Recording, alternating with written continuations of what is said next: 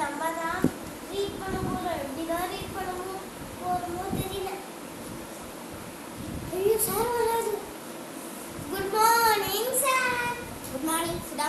இன்னைக்கு யார் படிக்கணும்? ஐ அம் சார். சரி வந்து படி. படிப்பா, இது வச்சு படிப்பா. இது தெரியல. Apple. Okay next. Mango. Next step.